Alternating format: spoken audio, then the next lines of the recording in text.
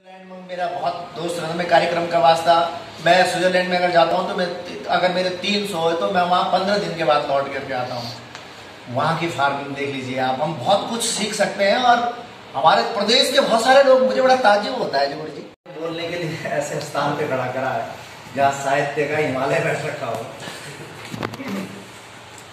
और हिमांतर पत्रिका के विमोचन अवसर पर उपस्थित हम सबके मार्गदर्शक प्रेरणा आदरणीय लीलाधर जगोड़ी जी के लिए मैं मेरे पास कोई शब्द नहीं होते और जो मेरे पास है उनकी मैं फिजूल खर्ची करना नहीं चाहता। उनके लिए कोई इतना वजनदार शब्द मिलता नहीं जो मैं इनकी तारीफ कर सकूं।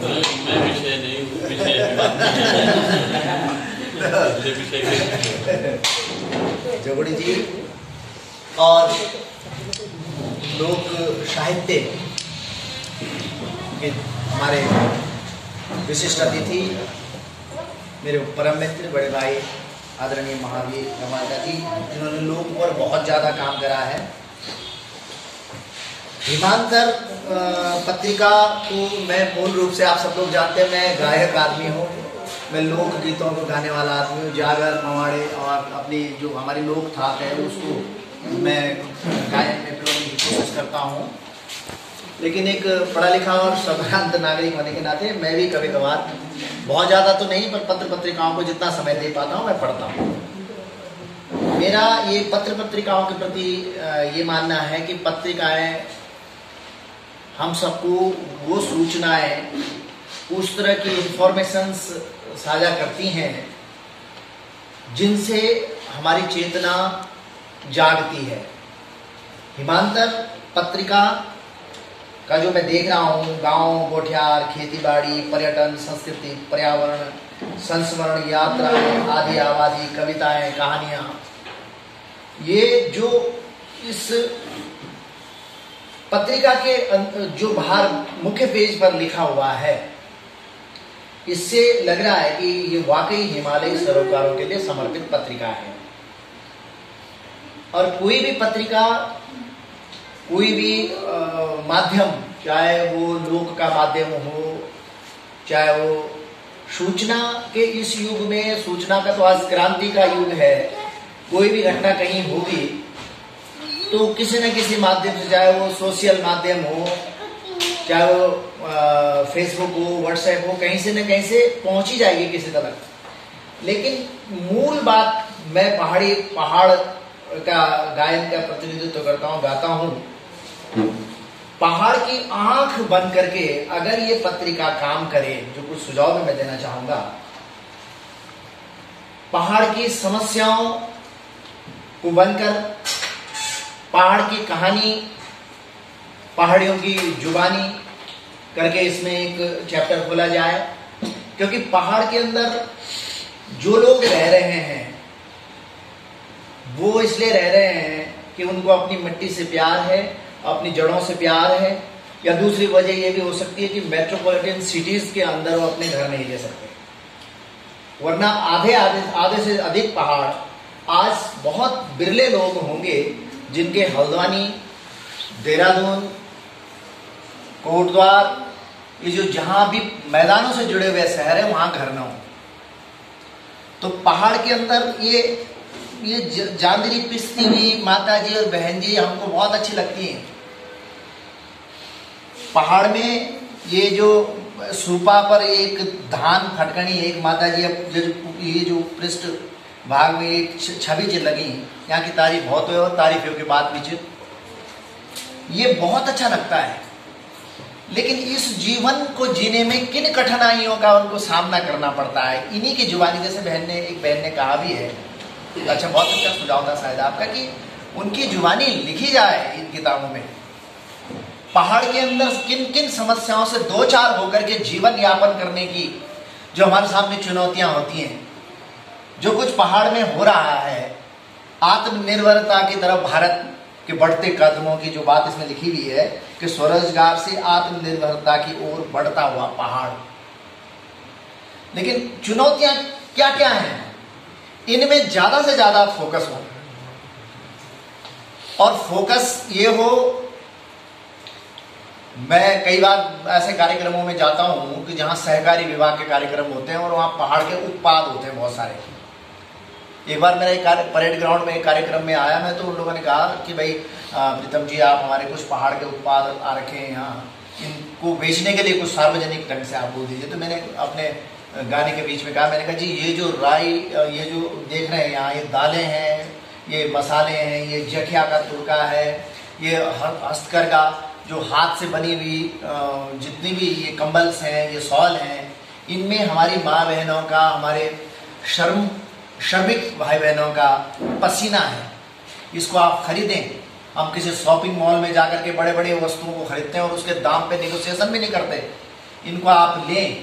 मैंने वो भाव अपील करी और उसमें केंद्रित ही उस बात पर हो गया कि भाई ये उत्पाद हमारे बिकने चाहिए, प्लीज बिकने चाहिए।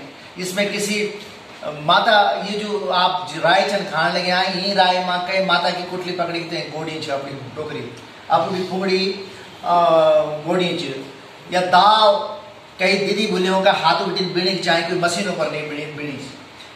हम आज यूं पत्रिकाओं का माध्यम से जो सरकार का लोकचन उषण में सुझाव दे सकता हूँ कि क्या हम जो बिल्कुल अत्याधुनिक मॉडर्न फार्मिंग च, मैं स्विट्जरलैंड में गयो, मैं पुर्तगाल में लगभग 1.5 महीने रहा। मैं पुर्तगाल में, स्विट्जरलैंड में मेरा बहुत दोस्त रहा, मैं कार्यक्रम का वास्ता मैं स्विट्जरलैंड में अगर जाता हूँ तो मैं, अगर मेरे 300 है तो मैं वहाँ 15 दिन के बाद लौट करके आता हूँ।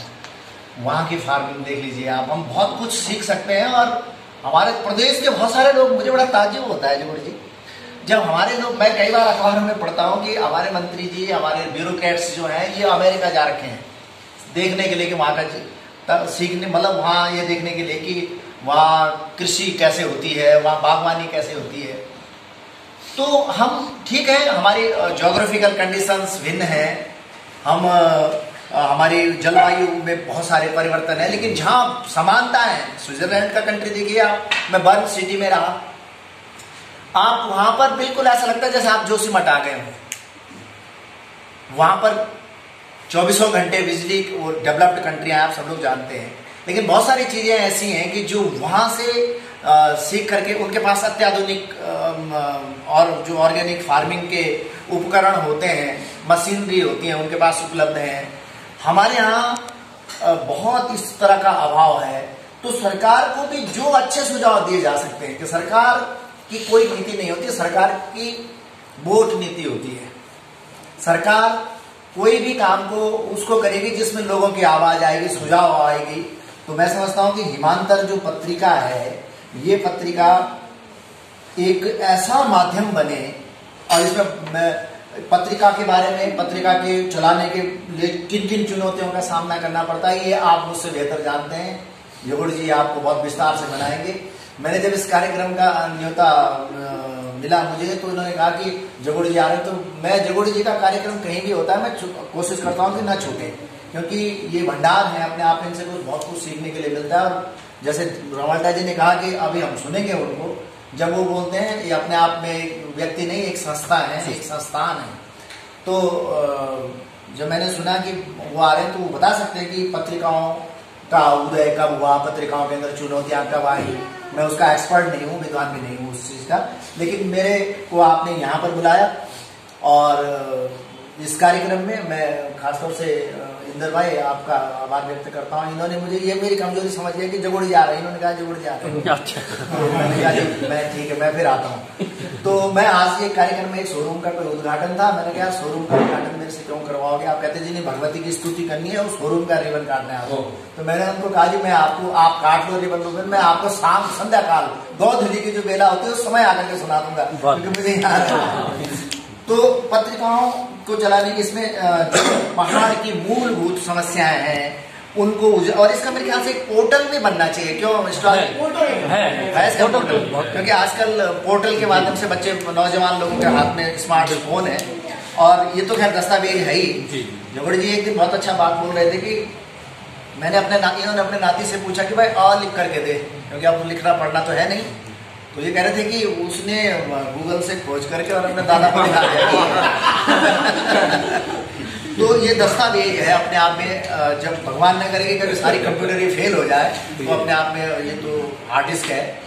तो ये पत्रिका बहुत अच्छी चले, और इस पत्रिका को चलाने में संपादक जी प्रकाश रावत जी, आपने कहा आप जाके प्रकाश उप्रेती, मैंने आपको रावत बना दिया। इस पत्रिका को चलाने के लिए आपको बहुत बहुत शुभकामनाएं। इस पत्रिका से जुड़े हुए जितने भी लोग प्रबंध निदेशक हैं, संपादकीय सलाहकार परिषद है, कार्यकारी संपादक हैं, और यहाँ पर सबके नाम लेना संभव नहीं है, जितने भी मातृशक्ति बैठी हुई बहनों भाइयों, आप सबको बहुत बहुत धन्यवाद मैं ज्ञापित करना चाहता हूँ। और मेरी ओर से कभी भी इस पत्रिका में किसी तरह के कोई इंटरव्यूज या कुछ लोक कला पर, ढोल सागर पर, हमारी जो बड़ी विलुप्त एक विधा है ढोल सागर, बल्कि आप तो एक अंक तो इसमें छाप ही दें, और इसमें छाप देंगे मेरी तरफ से कि मैं सरकार से निवेदन करना चाहता हूँ इंटरव्यू ढोल सागर पे आप ले सकते हैं। और मेरे तरफ से ये भी है एक सुझाव, आप इस पत्रिका में लिखें कि जो हमारे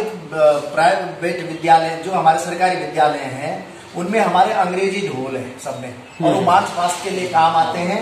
वो 26 जनवरी और 15 अगस्त के दिन जिस दिन बच्चे चलते हैं उस दिन सिर्फ काम आते हैं, उसके बाद उनका उपयोग नहीं है। तो वहाँ पहाड़ी ढोल रखे, बहुत ही अच्छा पहाड़ी ढोल, ताकि वो संस्कृति के लिए भी काम आया हो, और उसमें वहाँ के जो स्थानीय कलावंत हैं उनको भी काम मिले। इससे क्या होगा कि मेरे ख्याल से कई हजारों स्कूल हैं, ताम्र व्यवसाय को काम मिलेगा, तांबा को काम करते हैं टमटा लोग, और उसको बढ़ाने वाले वो पूड़ियाँ कभी ढोल फूटेंगे, खराब होंगे, उनको बनाने का काम मिलेगा, तो कई लोगों को काम भी मिलेगा।